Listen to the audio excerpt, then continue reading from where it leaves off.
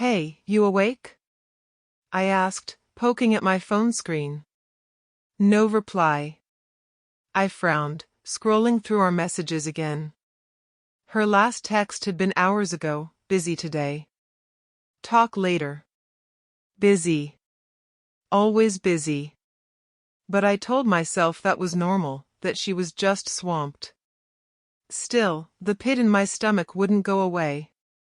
Are you ignoring me? I typed and deleted it twice before hitting send.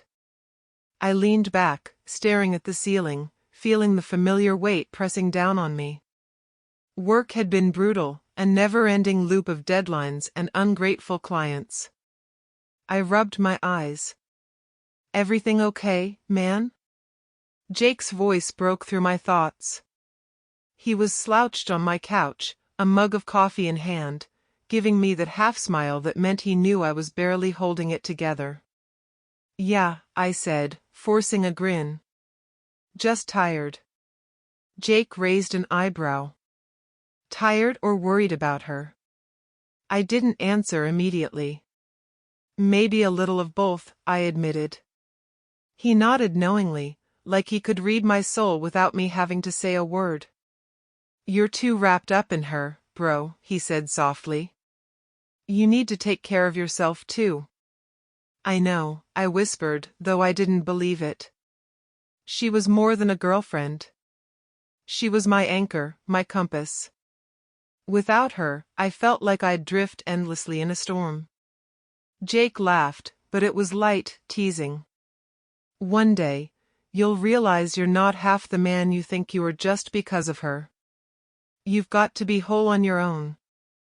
Whole on my own, I repeated quietly, almost like a prayer. Later, at work, I buried myself in emails and meetings. The fluorescent lights felt harsh against my tired eyes, and the ringing phones were relentless. Hey, can you finish this by noon? A coworker snapped. I nodded, trying not to snap back. The pressure never eased. And yet, through all of it, I carried her smile in my mind. I imagined her voice, laughing at something silly I said last weekend. I imagined her hand brushing against mine when we walked down the street. I told myself that no amount of stress or missed texts could shake what we had. At lunch, I sent her a voice note. Hey, just wanted to hear your voice. Hope you're not working too hard. I waited, tapping my fingers on the table, staring at my phone like it would magically ring. Nothing. By 3, I noticed the small cracks that had been forming. She hadn't replied to my message, and the last call I tried to make went straight to voicemail. I swallowed hard and shook my head. It's fine, I muttered to myself. She's busy. She'll call back. Jake leaned over the cubicle wall. You've been staring at your phone for 20 minutes. She texted yet? Nope, I said. I forced a smile. She's just caught up, that's all. He didn't push further. He knew I needed to hold on to that hope, even if it was fragile. After work, I stopped by the cafe where we always met. I held the door open, half expecting her to appear with that grin that made my chest ache. But she wasn't there. I sat at our usual corner table, tracing the rim of my coffee cup. I could hear the clatter of cups and chatter of strangers, but it felt distant, almost muted. She'll come, I whispered, convincing myself more than anything. She'll come. I pulled out my phone again. Her contact stared back at me, silent, mocking. I tried calling, went straight to voicemail. I left a message, my voice trembling slightly. Hey. I was just hoping to see you. Call me when you can. Minutes passed.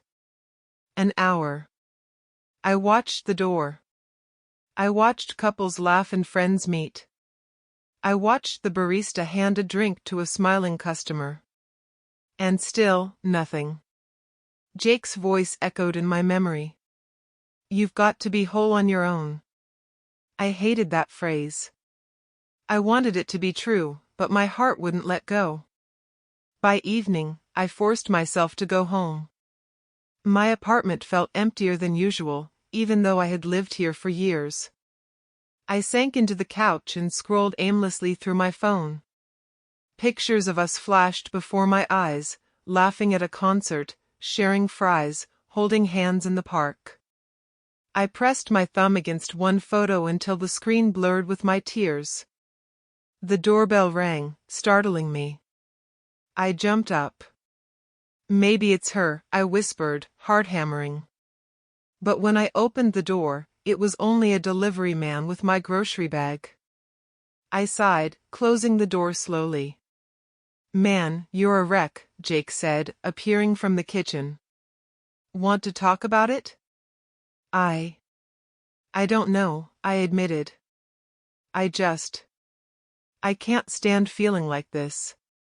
She's everything to me, and I can't even reach her. He handed me a beer. Sometimes love feels like that, bro. You feel it so strongly, you forget to breathe. I took a sip, staring into the dark liquid as if it held answers. What if she's, I don't know, changing her mind about me? Jake shrugged. Then she'll have to catch up. But don't let it define you. I nodded, though my stomach twisted. I couldn't imagine being defined by anything else. She was my center, my constant. Losing her, even for a day, felt like losing a part of myself. Late at night, I lay on my bed, phone in hand. The silence was deafening. I typed out a long message, erased it, typed again, and finally hit send. I hope you're okay. I miss you. No reply. I closed my eyes, imagining her face. I imagined her laughter, the warmth of her hand in mine. I imagined her saying, I love you. I clung to those thoughts like a lifeline. The truth was creeping in, though. The small cracks, the missed calls, the cold replies, they were signs. But I didn't want to see them. I refused to. I shook my head, pressing my face into the pillow. It's fine, I whispered. Everything's fine. She's just busy. It'll be okay. Yet, deep down, a knot formed in my chest. A quiet, gnawing feeling that something was shifting. I could sense it, the calm before the storm, but I buried it under hope, under faith in her, under the love I had built around us. I rolled onto my side, hugging the pillow she had left at my place last week. The room was dark, quiet, except for the soft hum of the city outside. I whispered her name once, softly, almost as a prayer, I love you, and I trust you. Even as sleep claimed me, the pit remained. The tension in my chest told me something was wrong, something I didn't want to face yet. And so I clung to my illusions, to the belief that everything was still safe, still ours. Tomorrow, I promised myself, tomorrow she would answer. Tomorrow we would laugh about today. Tomorrow, everything would go back to normal. And with that fragile hope, I finally drifted into a restless sleep, unaware that the first threads of betrayal were already weaving their way through the life I thought was secure. The morning started like any other, except I had a knot in my stomach that refused to go away. My phone lit up, her name flashing on the screen. My heart jumped. I answered immediately. Hey, I said, trying to sound casual. Hi, she replied, flat, almost distant. Everything okay? My voice cracked slightly. I think we need to talk. I froze. Talk? That was never a good word. About what? I asked cautiously. About us. Her voice was soft, careful, but there was a finality underneath. What do you mean? We're fine. Yesterday we talked, everything seemed fine. I tried to keep calm, but my chest was tightening. I can't do this anymore, she said. What? My voice rose despite myself. Do this? Do what? This, she repeated. Us. Me. I can't be with you anymore.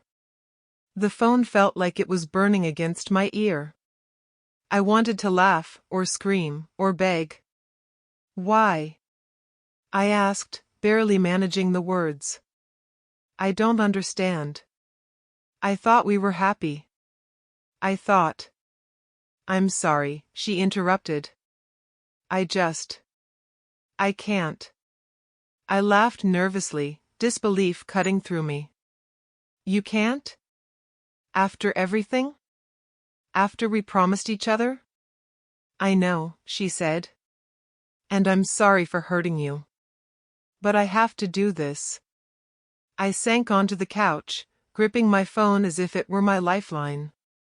Is this because I've been stressed? Because of work? I can fix it, I can make things better. Please don't do this. She hesitated. It's not just that. I can't keep holding on. I need something else. Someone else. The words hit like a punch to the gut. Someone else? I whispered, voice shaking. You're leaving me for someone else? Yes, she said softly. I'm sorry. I didn't know what to say. The room felt like it was spinning. I wanted to throw the phone across the room, but I held it like a lifeline, desperate for her to take it back. Do you even realize what you're doing? I finally managed. Do you know what this does to me? I do, she said. And I can't change it. I wish I could. I really do. I stood up, pacing. I trusted you. I trusted you with everything. And this is how you repay me? It's not a repayment, she said. It's just how I feel. I didn't plan it. I didn't want to hurt you. I just need to do this for me. I laughed bitterly. For you? And what about me? My life? My heart? She was silent for a moment, then whispered, I'm sorry. The line went dead. I stared at my phone, numb. The apartment was quiet except for my heavy breathing. I sank to the floor, head in my hands. I didn't cry at first, I couldn't. It felt too unreal, too raw. Then came the tears, hot and unrelenting, burning my cheeks. I whispered her name over and over, like saying it could bring her back. No, no, please, don't do this. Don't leave me. I dialed her number again. Went straight to voicemail. I left a message, voice trembling, desperate. Please, just talk to me. Don't do this. I love you. I need you. Minutes passed. Nothing. My chest felt tight, like the air had been sucked out of the room. I didn't eat, didn't move. Just sat there, phone in hand, waiting for a miracle that would never come. Jake called around noon.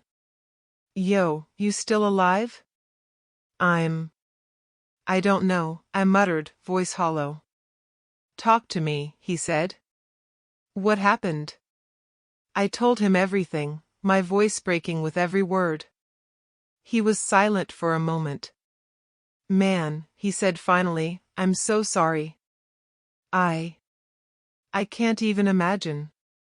I don't understand, I said. Everything was fine. She smiled at me yesterday, laughed at my stupid jokes. And today, gone. Just like that. Jake exhaled heavily. People change. Sometimes, they just leave.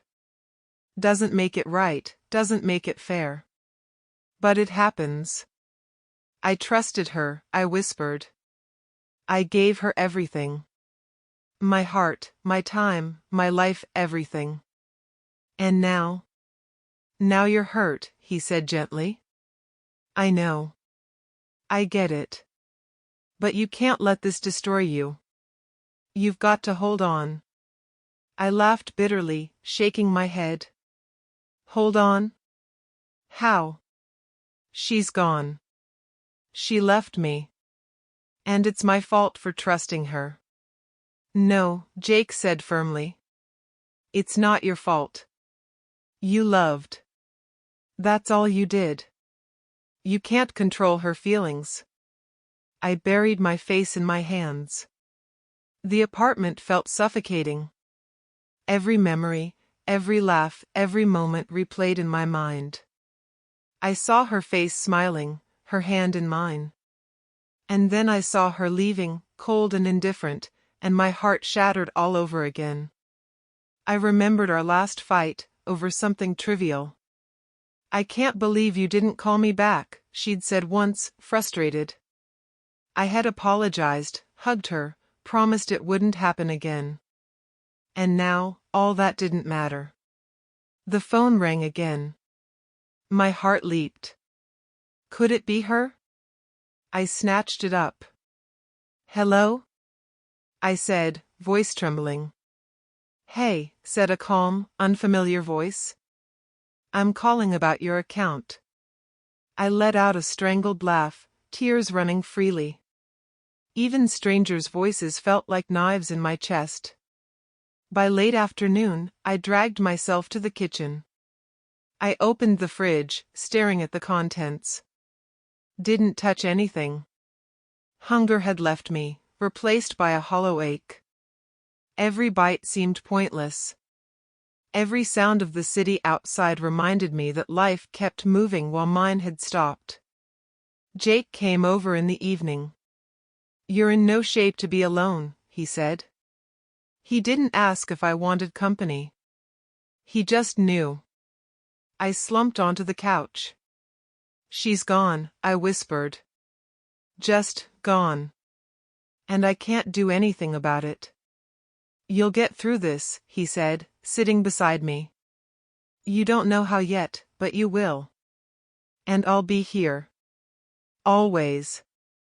I wanted to believe him, wanted to hold on to some thread of hope. But at that moment, the world felt gray, heavy, and empty. I felt betrayed, not by the world, but by the person I had trusted most. I can't believe she left me at my lowest, I said quietly, more to myself than to Jake. I thought we were partners. I thought she would stay, no matter what. She made her choice, Jake said softly. Doesn't mean you failed. You just got hurt. Big difference.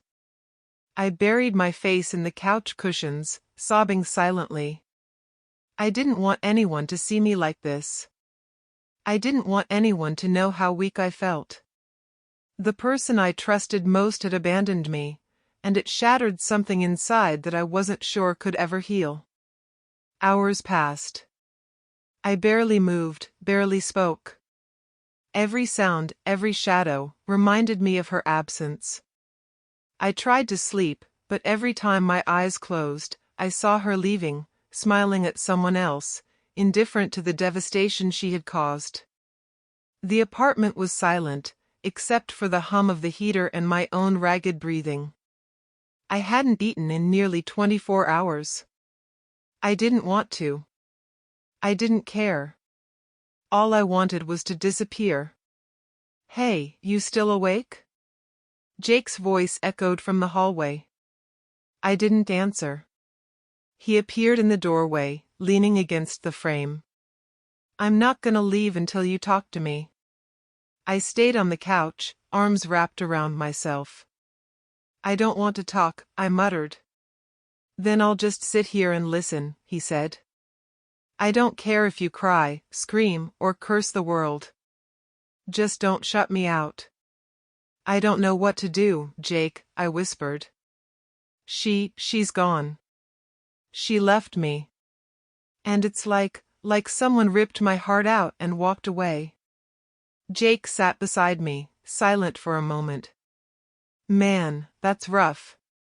I can't even imagine. You can't, I said, my voice hoarse. Because you didn't trust someone with everything. You didn't let someone in so deep that losing them feels like losing your life. He nodded, not saying a word. He didn't need to. He just let me talk, let me bleed. I keep thinking about her, I admitted, voice breaking. I keep hearing her laugh, seeing her smile. And then I see her walking away. Like I was nothing. Like I never mattered. Jake rubbed my back. I know, bro. I know. I keep replaying every moment, I said, tears slipping down my face. The good ones, the small ones. I can't stop thinking about them. And it hurts more than anything. I can't. I can't move past it. You will, he said. I don't know when, and I don't know how. But one day, you'll stop waking up feeling like your chest is on fire. You'll stop seeing her in every shadow. I laughed bitterly. One day? I don't even know if I'll survive until tomorrow. Right now. I feel like I'm drowning. You're not drowning, he said softly. You're just in a storm. Storms don't last forever. I shook my head. It feels like this storm, it'll never end. I keep thinking about calling her, begging her to come back. But I know she won't. She's done. She's moved on. And I'm left here, broken. Jake was quiet. You're not broken. You're hurt. Big difference. I don't feel any difference, I whispered. It all feels the same. Hollow. Empty. I can't do anything. He leaned closer. You're stronger than you think. You survived today. That's more than a lot of people could do. You're alive. You're breathing. That's the first step. I buried my face in my hands. I don't know if I can handle tomorrow. I don't know if I want to. You don't have to handle it alone, he said. I'm here. And I'll be here. Even if you scream at me, even if you push me away. I'm not leaving. I don't want to push you away, I said, voice trembling. I feel so weak. You're allowed to feel weak, he said. That doesn't make you less. That makes you human. And human means pain, but also means survival. I let out a shaky laugh. Survival. Feels like a joke right now. Doesn't matter how it feels, he said firmly. You survived yesterday. You're surviving today. And you'll survive tomorrow. You have to. For yourself, not for her. I didn't answer immediately. I thought about everything, her leaving, my life in shambles, the suffocating emptiness of the apartment. I felt like a ghost, wandering through my own existence. Jake, I said finally, voice barely above a whisper. What if I can't survive? What if this emptiness never goes away? It will, he said quietly. You just don't see it yet. Right now, it's dark. Right now, it hurts like hell. But one day you'll look back and realize this pain didn't break you. It made you stronger. I let his words sink in, though they felt distant, like echoes from another life. I don't feel strong, I admitted. I feel dead inside. You're not dead, he said. You're alive. You're breathing. And as long as you're breathing, there's hope. I wiped my tears, feeling the ache in my chest. Hope feels impossible. Impossible is temporary, Jake said. It's the stubborn people who survive, even when it feels like everything is against them. I swallowed hard, trying to imagine life beyond this moment. Could I survive without her? Could I breathe without her presence in my life? I didn't know. But I nodded slowly. I guess. I have to try. Even if it's just to keep breathing. That's all anyone can ask of you, he said. Just keep breathing. The night dragged on. I barely moved from the couch, except to reach for the glass of water Jake brought me. I tried to eat, but my stomach refused. Hunger had left me, replaced by the heavy weight of despair. I keep thinking about what I did wrong, I said finally, voice cracking. Maybe if I had been better, if I had been stronger, she wouldn't have left. You can't blame yourself, Jake said. She made her choice. That's all on her. Doesn't mean you're less. But it feels like it does, I whispered. It feels like my entire world collapsed, and I have no one to blame but myself. You're not alone, he said firmly. I'm here. We'll get through this together. The words were comforting, but they didn't erase the gnawing emptiness. I hugged my knees to my chest, staring at the floor. I can't. I don't even know where to start. My heart feels shattered. My mind feels numb. My body feels wrong. Start small, Jake said.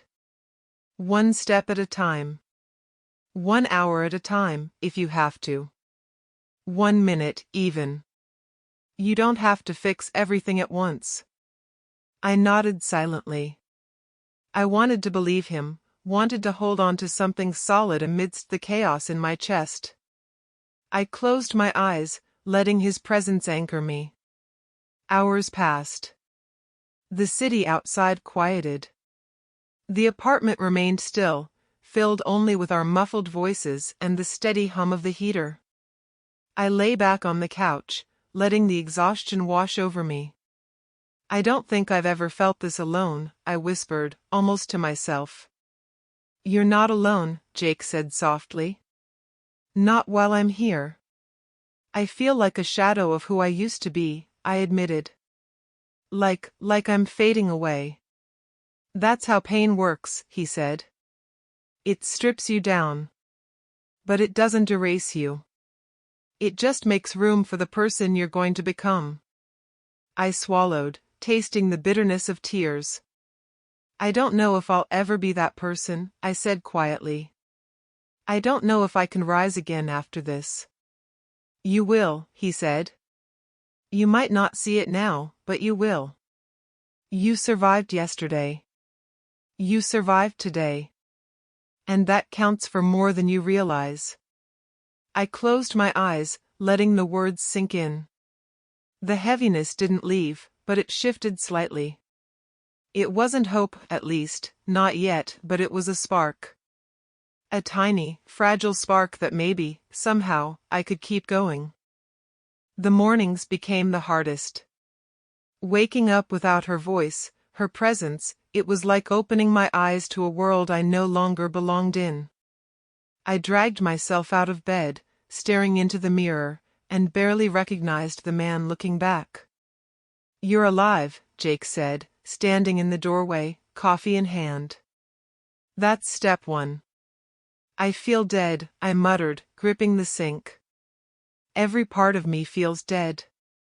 You're not dead, he insisted. You just got hit by something you weren't ready for. And that's okay. Pain doesn't kill you, it teaches you. I laughed bitterly. Teaches me what? That love is a lie? That people leave when you need them most? Maybe, he said calmly. Or maybe it teaches you that you're stronger than you think. That even when they leave, you can keep standing. I didn't want to hear that. I wanted to crawl back into bed, pull the blankets over my head, and let the world forget I existed. But something in Jake's tone stopped me. You're going to have to do more than exist, he said. You're going to have to fight. For yourself. I don't even know where to start, I admitted, running a hand through my hair. Start small, he said. One thing a day. A meal. A walk. A call to someone who actually cares about you. So I tried. I made breakfast I didn't want to eat. I took a walk, even though the air felt heavy and my legs protested. Every step felt like a punishment and a victory at the same time. At work, I threw myself into tasks like a man possessed. I stayed late, answering emails, finishing projects. My coworkers noticed. You're different, one said. You seem quieter. Stronger. I just nodded. Different, I repeated. Yeah. Different. I heard whispers about her. That she had been spotted laughing with someone else at a cafe, that she was posting pictures with a new group of friends. Each story felt like a punch, but instead of collapsing, I forced myself to keep walking, to keep working, to keep surviving. One evening, I met someone new at the office's Karen. She was a project manager, sharp and no-nonsense. You've been grinding like crazy, she said. Burning yourself out? Maybe, I said, shrugging. Or maybe I just don't want to think about anything else. Yeah, she asked, tilting her head. About what? Life, I said. And people who leave when you need them the most. She nodded slowly. I get that. But maybe it's not about them leaving. Maybe it's about how you survive it. Her words stuck with me. I didn't know if it was sympathy or judgment, but I realized I didn't care. I wanted to survive. I wanted to rebuild myself piece by piece, without anyone's pity. Later, Jake called me. You're becoming a machine, he teased. All work, no breakdowns? I'm learning, I said quietly. Learning to keep moving even when it hurts like hell. You're different, he said. I can see it. You're not the same guy she left behind. I clenched my fists. I'll never be the same guy. No, he said. You'll be better. That night, I sat in my apartment, staring at the city lights. I remembered her voice, the way she had smiled at me, the way she had made me feel whole. And I realized something, I didn't need her approval anymore. I didn't need her validation. I whispered to myself, I'll be stronger. I'll survive. And I won't need anyone to save me. Days turned into weeks. I woke early, worked late, and slowly, the hollow feeling in my chest began to fade. Not completely, but enough to breathe. Enough to start imagining a life that didn't revolve around her. Jake stopped by one evening. You've changed, he said. Stronger. Sharper. More alive. I'm just trying to survive, I said. Surviving isn't enough anymore, he said. You're building. You're rising. I frowned. Rising? From what? From her leaving, he said. From the betrayal. From all the nights you thought you couldn't make it. You're rising above it. I didn't argue. He was right, whether I wanted to admit it or not. Then came the rumors. She had been asking about me, apparently. People said she seemed nervous when she heard my name mentioned. I tried not to care, but a small part of me felt satisfaction. Not revenge, not yet. Just the knowledge that I was still here.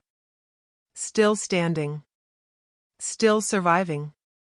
One night, Karen stopped by my office unexpectedly. You need a break, she said. You're working yourself to death. I can't, I said, glancing at the stacks of paperwork. There's too much to do. Too much to fix. Fix what? She asked, eyebrow raised. Me, I said simply. I need to fix myself before anyone else can matter again. She nodded. Good. That's the right answer. Keep going. Don't stop. Her encouragement, simple as it was, lit a small spark.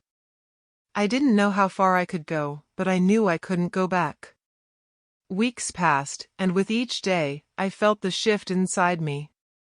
The hollow emptiness was slowly filling, not with happiness, not with love, but with something else, strength. Resilience. A quiet certainty that I could endure anything, even her absence. Jake stopped by one night, leaning against the doorway with a grin. You're a different man, he said. I'm proud of you. I don't feel proud, I said quietly. I feel alive. And that's enough. That's the first step, he said. Next step? Don't let her see it yet. Let her realize what she lost on her own. I smiled faintly, the first genuine smile in weeks. I'll let her see it. When the time's right. Good, Jake said. And until then? Until then, I said, I survive. I build. I rise. That night, I stood at the window, staring at the city below. I remembered all the nights I had cried, the hunger I had endured, the emptiness that had pressed against me like a vice. And I felt something I hadn't felt in a long time, power. Not over her, not over anyone else, but over myself. I choose pain over pity, I whispered. I won't let this destroy me. I won't let her absence define me. The next morning, I woke early again, brewed a strong cup of coffee, and sat at my desk. I opened a fresh notebook, started writing goals, plans, steps forward. Every word I wrote felt like a tiny victory. Every action felt like a reclaiming of my life.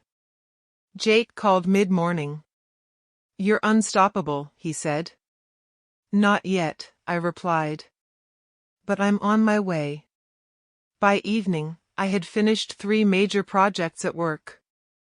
I walked home past the bustling streets, feeling the wind against my face. People brushed past me, strangers moving through their lives. And for the first time in weeks, I felt separate from the pain. Not free from it, never free, but stronger for facing it.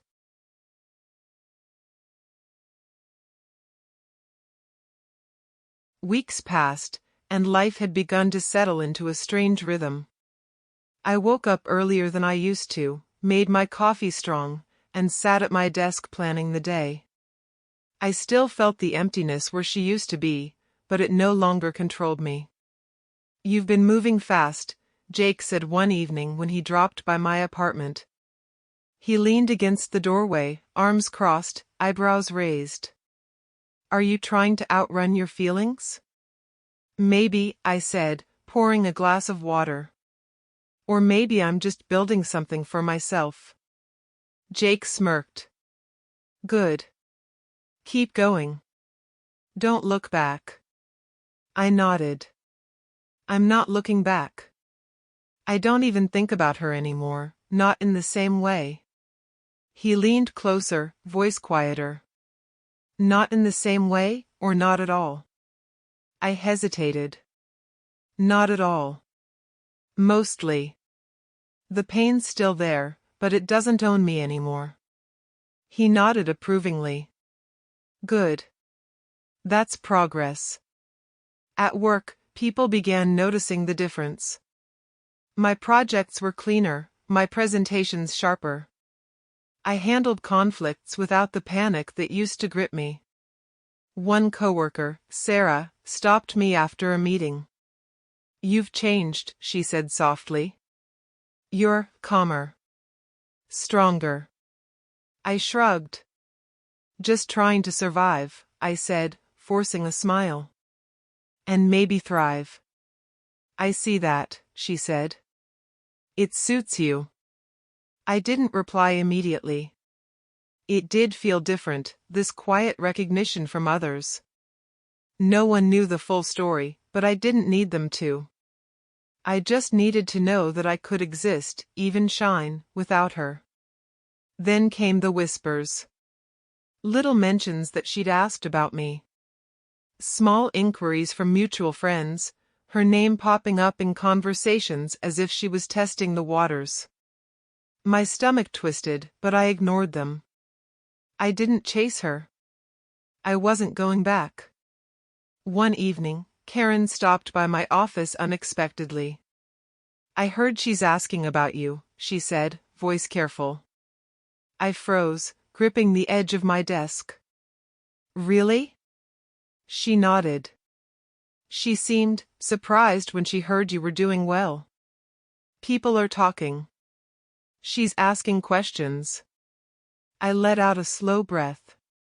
She notices now? Karen shrugged. Maybe. But you're not responsible for her feelings anymore. That's the important part.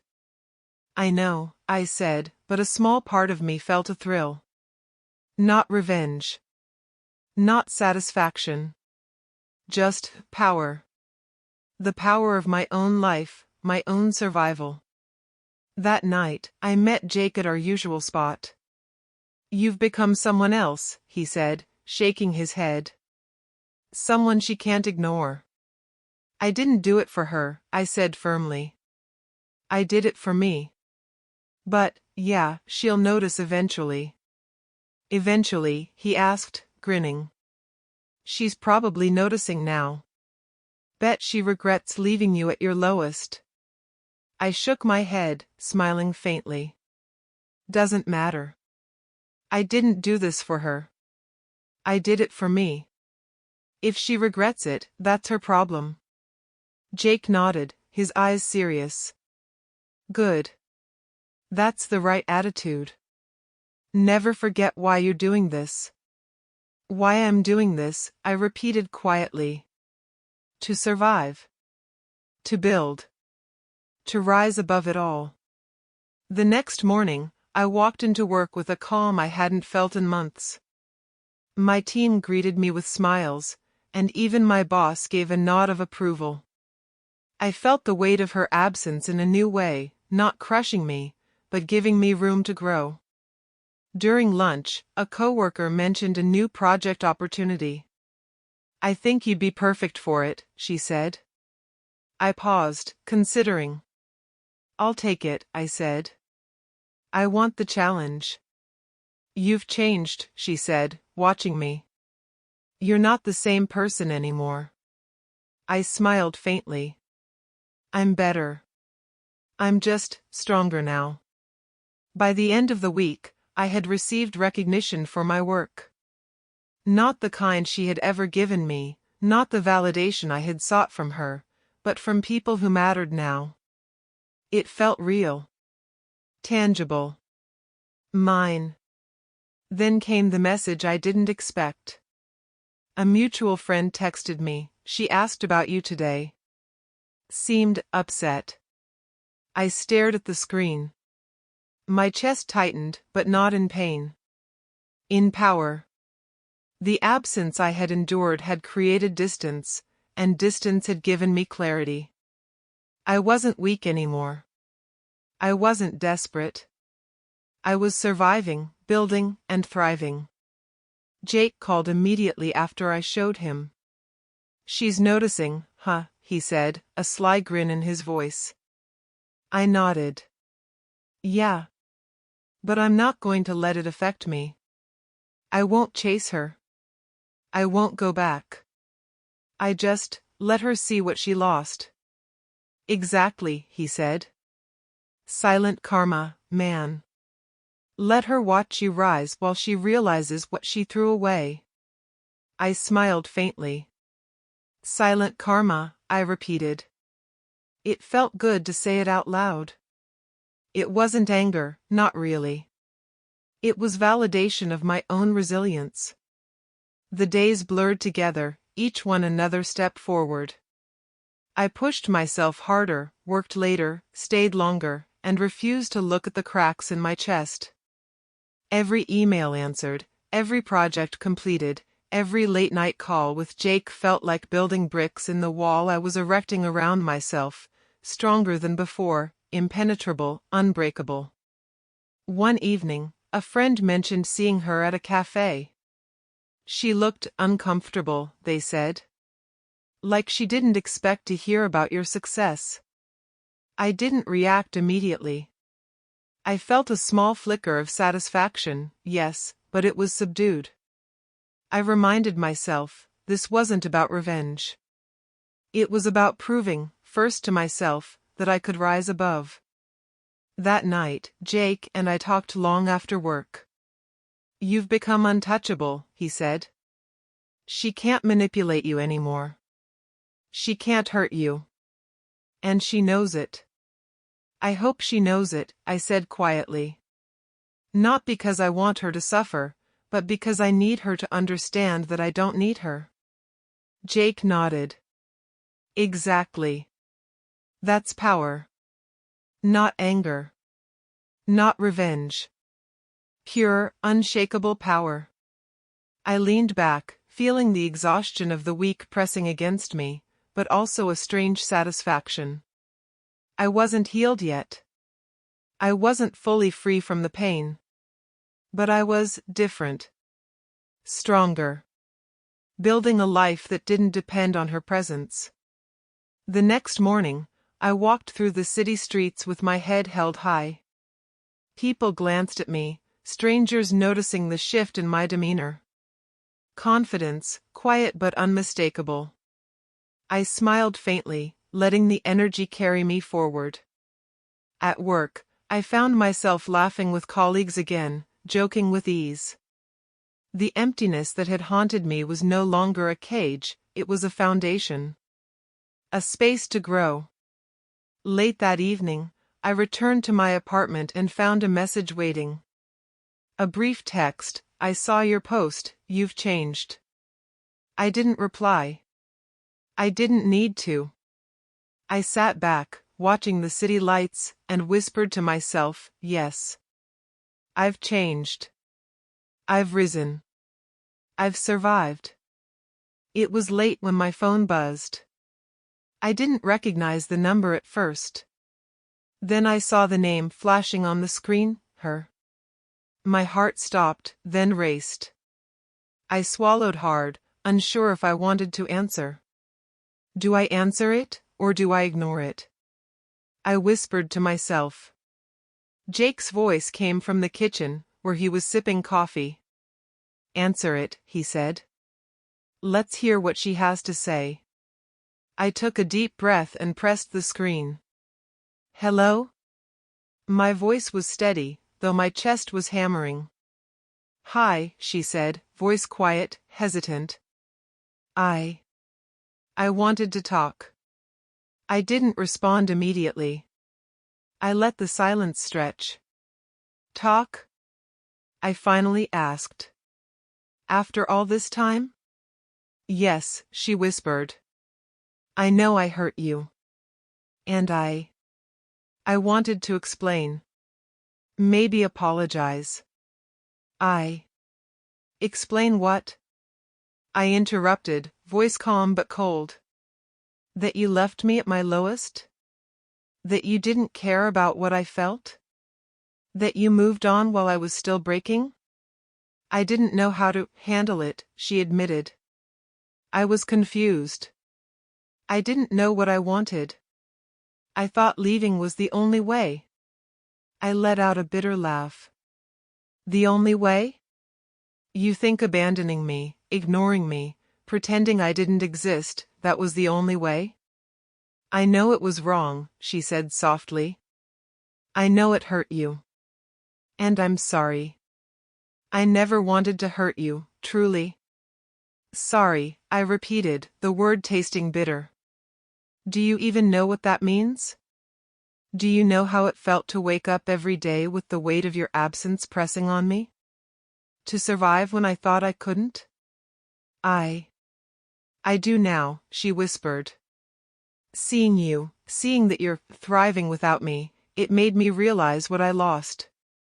I felt a small flicker of satisfaction, though I didn't let it show. Thriving without you, I said softly. Yes. That's right. I survived. I built a life for myself. One that doesn't need you. One that doesn't depend on your approval or presence. There was a pause on the line. I could hear her breathing. I see that, she said quietly. And I wanted to be part of it. I wanted to. I don't know, maybe talk to you again. Try to fix things. I let out a low laugh, shaking my head. Fix things? You left. You abandoned me. You didn't just disappear, you tore everything apart and walked away. I know, she said softly. And I regret it. Every day. I think about you constantly. I think about how I ruined everything. I leaned back, arms crossed, feeling the old pang of hurt. But this time it didn't control me. It didn't dictate my emotions. I was calm. Cold, even. Do you know how that feels? To be left behind? To wonder if someone you trusted more than yourself even cared? Yes, she whispered. I do. I know now. And I want you to know I'm sorry. I never stopped thinking about you. I never stopped caring. I smiled faintly, though it didn't reach my eyes. Caring isn't enough. Not when actions speak louder than words. You left. You walked away. And now you call me, hoping for, what? Forgiveness? Redemption? I don't know, she admitted. I needed to tell you. I needed to reach out. I couldn't live with not trying. I let the silence stretch again. I didn't need to rush to answer. I didn't need to give her the satisfaction of my reaction. Finally, I spoke. You reached out. I hear you. But understand this, I don't need you anymore. I've survived without you. I've built a life without you. And I've become stronger because of your absence, not because of your presence. There was another pause. I didn't expect this, she said quietly. I thought maybe you'd beg me. I thought maybe you'd still what? I asked, cutting her off gently. Cry, plead, fall apart like before? I shook my head. I'm not that man anymore. I'm not the boy you left behind. I survived. I thrived. And I won't let anyone, especially you, take that away from me. I see that now, she said softly, almost broken. And I wish I had appreciated you sooner. I wish I hadn't hurt you so badly. I closed my eyes for a moment, letting the words sink in. They meant nothing now. Nothing could undo the nights I spent crying, the emptiness, the loneliness. Nothing could erase the weeks I spent rebuilding myself from the ruins she left behind. I hear you, I said finally, voice steady. But it's too late. I don't need your apology. I don't need your words. I've built a life that's mine. That's strong. That's whole. And you lost the chance to be part of it. There was silence on the line, heavier than before. Finally, she whispered, I understand. Yes, I said. I know you do. The line went quiet for a moment. Then she spoke again, softly, almost pleading. Is there any way, any chance, we could, maybe start over? I let out a low, humorless laugh. Start over? You left me. You abandoned me. You shattered everything I trusted you with. You don't get to ask for a second chance. You didn't care enough the first time. Why would I trust you now? I just, her voice faltered. I've changed. I'm different now. Doesn't matter, I said firmly. I don't care if you've changed. I care that you left me when I needed you most. And I care that I survived, and I don't need you to survive anymore. I've risen above it, and that's enough for me. The line went silent again. I could hear her inhale sharply, probably realizing the finality in my voice. I'm sorry, she whispered, finally. Truly. I nodded, even though she couldn't see me. I know, I said quietly. I've heard it. But I don't need it. I've moved on. You should too. A long pause. Then, softly, goodbye. Goodbye, I echoed, feeling a strange weight lift off my shoulders. I set the phone down and leaned back in my chair. The storm she had caused in my life had passed. The ruins she left were now the foundation I had built upon. I didn't feel joy or vengeance. I felt calm. Complete. Whole. Jake's voice came from the kitchen. So? How does it feel? Different, I said quietly. Not light, not happy. Just free. Like I'm finally breathing again. That's good, he said. That's very good. I let the silence fill the apartment. For the first time since she left, I didn't feel hollow. I didn't feel desperate. I felt untouchable. Not because of her, not because of anyone else, but because I had survived.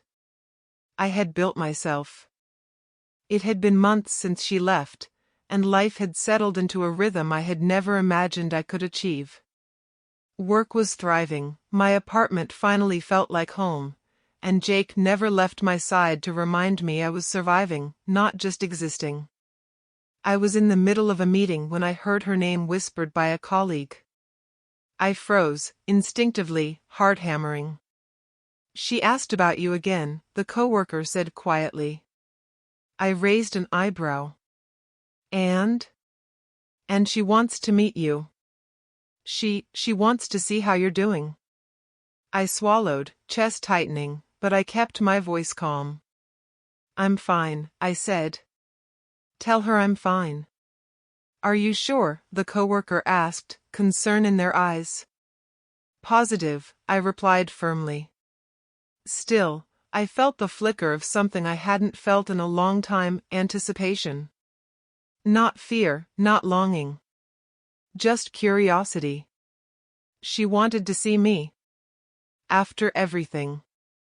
Later that evening, I received a message. Simple. Short. Can we meet? I need to see you.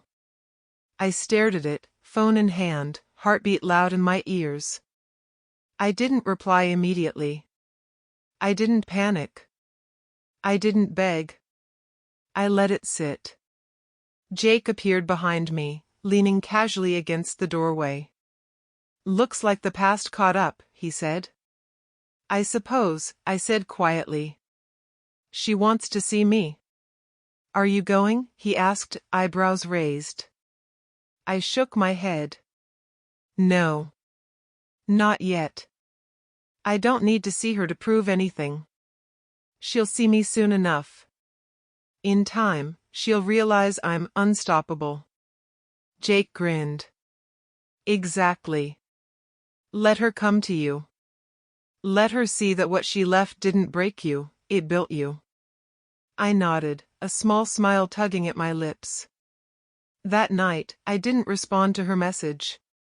Instead, I focused on finishing a report for work, staying late at the office, and walking home through the city streets, head held high, confidence radiating without effort. Weeks passed. My life continued to ascend.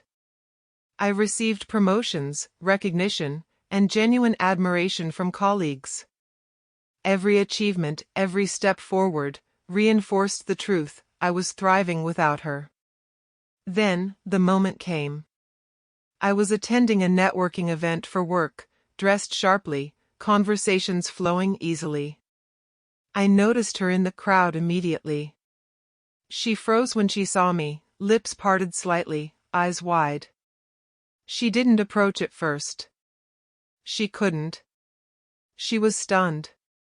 I kept my posture relaxed, conversations light, laughter easy. I didn't acknowledge her. I didn't need to. The energy I projected said it all. I was unshakable. I was thriving. I was untouchable. Jake leaned in from beside me. "See that?" he whispered. "She's watching. And she can't hide it." I nodded, letting the satisfaction roll over me silently. No words, no confrontation, just presence. I had become a force she couldn't ignore.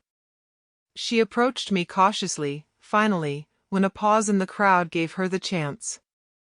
"Hi," she said softly. I looked at her briefly, measured, calm. "Hi." There was tension in her shoulders, uncertainty in her eyes. She tried to smile. "You look different." "I've changed," I said simply. "I've survived. I've built a life I'm proud of. That's what it feels like to be unstoppable." Her lips trembled. I didn't think. I didn't expect this." I raised an eyebrow. "Expect what?" That you could move on. Thrive. Well, you," she stammered. I chuckled softly, shaking my head. "Not because I moved on. Not because I thrived for you. I did it for me. You're just noticing it now." Her eyes flicked away, guilt and disbelief battling on her face. I thought I could leave, and you'd be broken forever," she admitted quietly. "I was broken," I said calmly. "But I didn't stay that way. I didn't let it define me. I chose to rise. I chose to rebuild. And now, I'm unstoppable. That's the truth." She hesitated, swallowing hard. I never realized. I never thought about what I was doing to you." "You never did," I said softly. "And now it's too late. I survived. I thrived. I built a life I don't need you to validate. And you get to watch." Her expression faltered. I could see it in the tightness around her eyes, the way she bit her lip, the subtle tremble of her hands. For the first time, she realized her absence had consequences. The emptiness she caused had been filled, and then some. I'm sorry," she whispered. "Truly." I shook my head slowly. "I've heard it. But sorry doesn't fix months of abandonment, nights of despair, mornings spent hollow. I'm beyond that now. I'm beyond needing your approval or apology." I didn't expect this strength," she said, voice shaking. You've become incredible."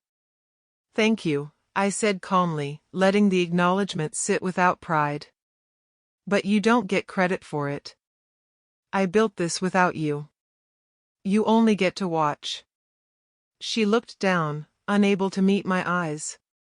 I don't know what to say." "You don't need to say anything," I said. "Your absence, your choices, they already spoke loud enough. And the story is complete. I survived.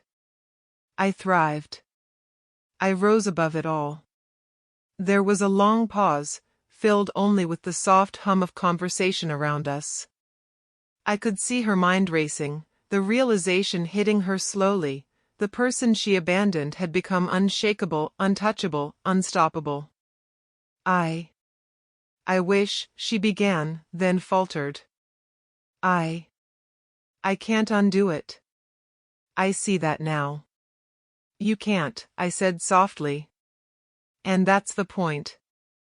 You can't undo it. You can't change what I've built. You can't take back the nights I spent surviving, the weeks I spent growing stronger, the months I've spent rising. Her shoulders slumped. I lost you, she admitted quietly. Yes, I said. You did. And it was your choice. For a moment, she seemed lost, realizing the finality of her actions. I didn't gloat, didn't sneer. I simply stood tall, calm, composed, letting my presence, my energy, my success speak louder than words ever could. I wanted to see you, she admitted, voice small, fragile. I wanted to know if you were okay. I'm more than okay, I said firmly. I'm unstoppable. That's what you're seeing. Not a man broken by absence. Not a boy crushed by betrayal. Not someone desperate for your presence. Just me. Strong, thriving, untouchable. It was a Saturday morning when I first noticed her in the cafe across the street. She froze when she saw me, coffee in hand, staring down at my laptop. I didn't move. I didn't wave. I didn't smile. I just existed, calm and composed, completely in control. Jake nudged me from behind. See that, he whispered. She's trying to catch your attention. She can't look away. I shook my head slightly, sipping my coffee. Let her watch. That's enough. Her eyes widened when she realized I had noticed her. She looked down, fidgeting with her sleeve, and I could see the guilt and shame even painting her face. But I didn't feel anything. Not anger. Not longing. Not hurt. I felt power. I survived, I whispered under my breath. I thrived. I rose. And she has no control over me. Jake grinned. That's right. Absolute control. She can't touch you now. She hesitated, then crossed the street. My heart didn't race. My stomach didn't twist. I just stayed seated, confident, letting her come closer. Hi, she said softly, voice barely above a whisper. I glanced up slowly. Hi. There was a tremble in her voice. I saw your post. Your promotion. The award. You're thriving. I am, I said, calm, steady. I've been building my life. Step by step. Brick by brick. And it's mine. All mine. I didn't expect, she started. I never imagined. You never imagined I'd survive without you, I finished for her, voice smooth. That's right. I survived. I thrived. And I rose above everything you left me with. Her eyes filled with tears. I wanted to say, I'm sorry. I didn't realize what I was doing. I never meant to hurt you like that. I leaned back slightly, a faint smile tugging at my lips. I've heard apologies before, I said. But I don't need them anymore. Your absence taught me more than your presence ever did. It built me. It made me unshakable. It made me unstoppable. I see that now, she said softly, guilt clear in every word.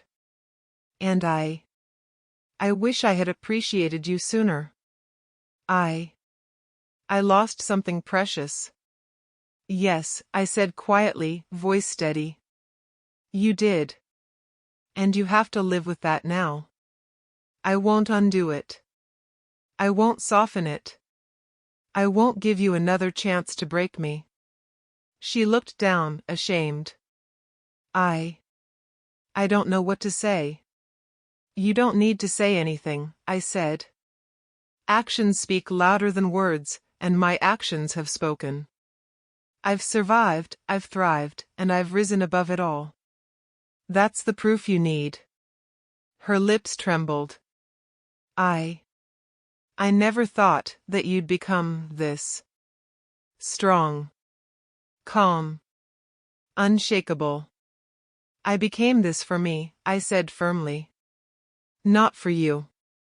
Not for anyone. I became this for me. And you get to watch. That's all. She swallowed hard. I wish I could turn back time. I shook my head slowly. You can't. And that's the point. You lost the chance to be part of this life. You can regret it, you can wish for it, but nothing can undo what I built in your absence. Nothing can touch the strength I forged from the pain you caused. She looked at me, silent, realizing fully that her actions had consequences she couldn't reverse. For the first time, I saw vulnerability, pure and raw, on her face. I never realized, she whispered. I didn't see the impact of leaving you behind. You didn't, I said. And now you're seeing it in full. I'm not broken. I'm not desperate. I'm alive. I'm thriving. I'm unstoppable. And it's all because I survived without you. Her voice quavered. I don't know if I can. I don't know if I should. You don't get to decide that, I said calmly. You don't get a say in my life anymore. My choices are mine. My victories are mine. My strength is mine. And watching me rise without you, that's your punishment. That's the silent karma. She looked down, tears streaming now. I see it. I see what I lost. And I don't know how to fix it. You can't fix it, I said softly. And that's fine.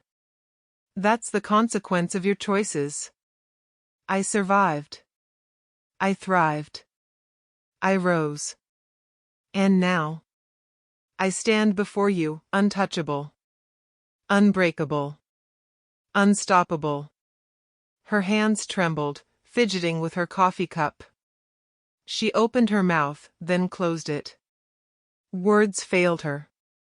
Actions failed her. My calm, composed presence, the life I had built, the strength I radiated, all of it spoke louder than anything she could say. I made a mistake, she whispered finally. Yes, I said quietly. You did. And it shaped me. Not in the way you intended, but in the way that mattered. I survived the heartbreak. I built strength from the absence. I became more than you could imagine. And that is unstoppable. Her tears fell freely now. I never thought you'd be this strong, confident, rising without me. I am, I said firmly. And it's mine. Every step, every achievement, every quiet victory, mine. And no apology, no regret, no wish can change that. She looked up, hope flickering in her eyes. Does that mean, do you hate me? I shook my head. No. I don't hate you. I don't need to. I don't feel anything for you anymore. Your absence shaped me, but it doesn't control me. I am my own person. My life is mine. My power is mine. Silence stretched between us. She looked at me, and I could see the weight of realization pressing down on her. She had lost control. She had lost the man she once knew. And she had no way to reclaim him. I don't know what to do, she whispered. You don't need to do anything, I said softly. Just watch. That's all you get. Your choices brought this. Your actions, or inactions, created a man who no longer needs you. And that's the reality you have to live with. Her shoulders slumped. I see it now. And I don't know if I can ever. You don't need to, I said firmly. Your time is over. My life is mine. I survived, I thrived, I rose. And I will continue to rise, regardless of anyone else. That's the power of surviving your absence. That's the strength of building yourself from the ruins. She didn't reply. She couldn't. I had nothing left for her to manipulate, nothing left for her to challenge, nothing left for her to touch. I was untouchable. Jake appeared beside me quietly, his presence grounding me. You did it, he said. You didn't fall for it. You didn't crumble. You didn't beg. You stood tall. Completely unstoppable. It happened on a quiet Tuesday evening. I was at my favorite cafe, headphones in, laptop open, immersed in work. The city outside was buzzing, but inside, I felt a sense of calm I hadn't felt in years. I had built this life, my life, and it was mine. Then I felt a presence. A shadow that made my chest tighten for a fraction of a second. I looked up, and there she was. She froze, coffee trembling in her hand, eyes wide. I didn't move. I didn't smile. I just watched. Calm. Composed. Untouchable. Jake appeared behind me silently. Looks like the past decided to pay a visit, he whispered. I see it, I muttered. My fingers hovered over the keyboard, pretending to type. My heartbeat had settled. This was no longer fear or longing. This was control. Absolute control. She swallowed hard, voice shaking. I need to talk to you. I didn't respond immediately. I let the silence stretch. I let her feel the weight of her absence, the consequence of leaving me behind. Finally, I spoke. Talk? I asked calmly. After everything? Yes, she said softly, voice almost a whisper. I realize now. I've made a mistake. I need to. Stop, I said, voice quiet but firm. Not a word more. I don't need explanations. I don't need apologies. And I certainly don't need you to beg. She blinked, taken aback. I'm begging, she admitted quietly. Please, please give me another chance. I can't. I can't live without you. I leaned back in my chair slowly, crossing my arms, maintaining the calm I had cultivated for months. You can't live without me? I repeated softly.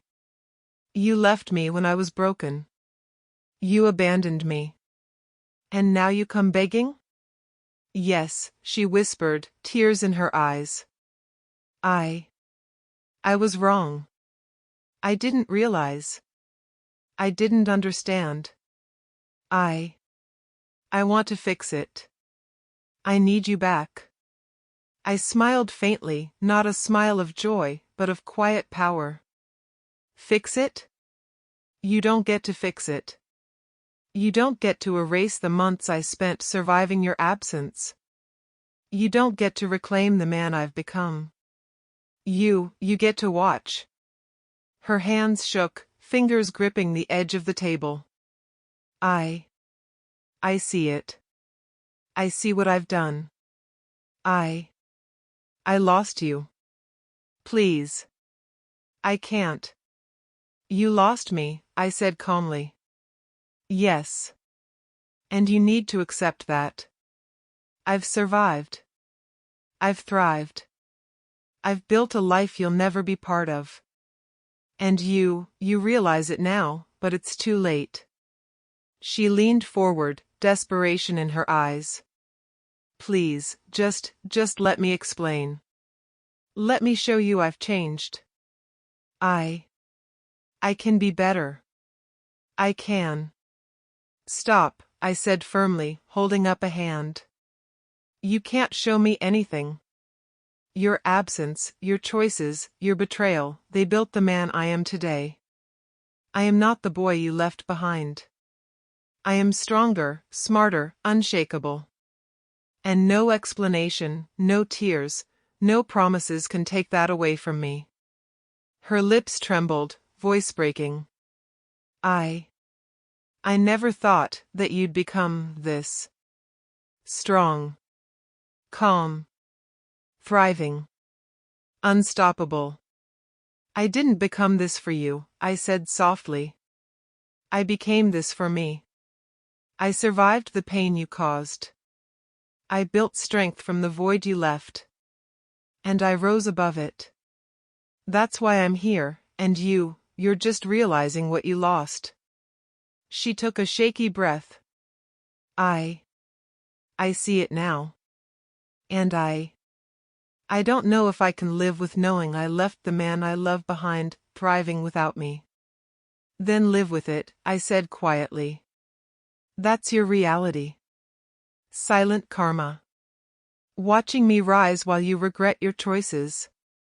That's the only justice you'll receive, and it's more than enough. I don't need to do anything. I just exist. I thrive. I rise. And you watch. Her voice dropped to a whisper. Please, can't we try?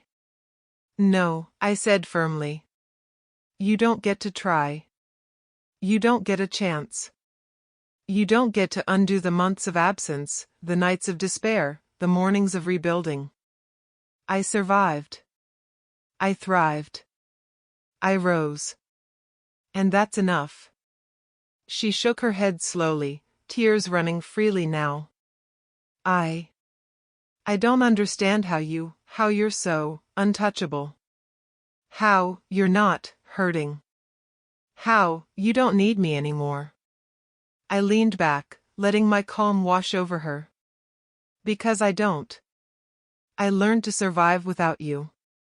I learned to thrive without you. And in doing so, I became unshakable. That's why I don't need you. That's why you can't touch me now. That's why your begging means nothing. Her body slumped slightly. I never thought. I never imagined. I would see you like this. Strong. Rising. Completely alive without me. Yes, I said softly.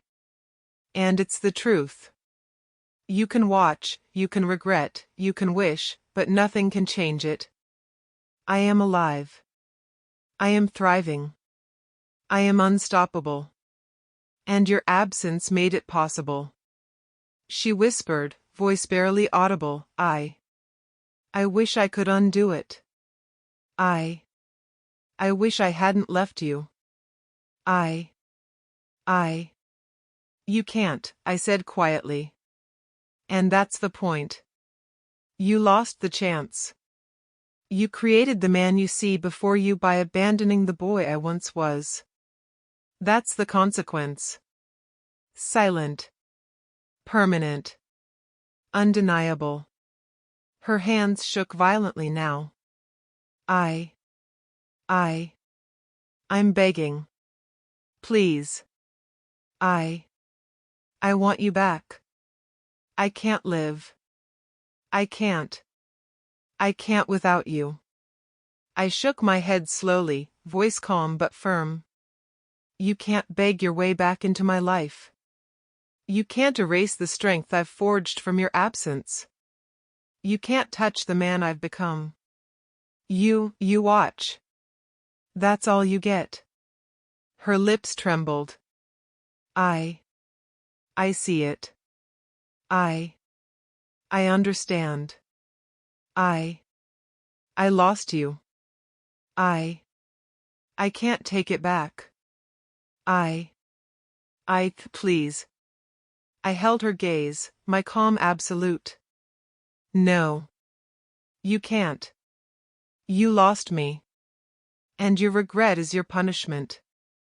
Your witnessing my rise is the only justice. I am alive. I am thriving. I am unstoppable.